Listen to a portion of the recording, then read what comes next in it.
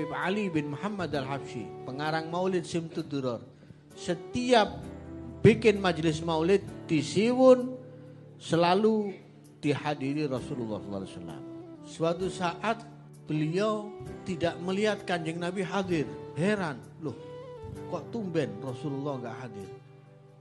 Bingung beliau. Coba ulangi lagi, baca lagi dari depan 2 kali, ternyata Kanjeng Nabi belum hadir. Sampai 3 kali Nabi belum hadir. Akhirnya Habib Ali bilang, tolong periksa yang hadir. Semua diperiksa sakunya, sae diperiksa kabeh, ternyata ada satu yang bawa baku. Tolong usahakan yang perokok kalau maulid jangan bawa rokok.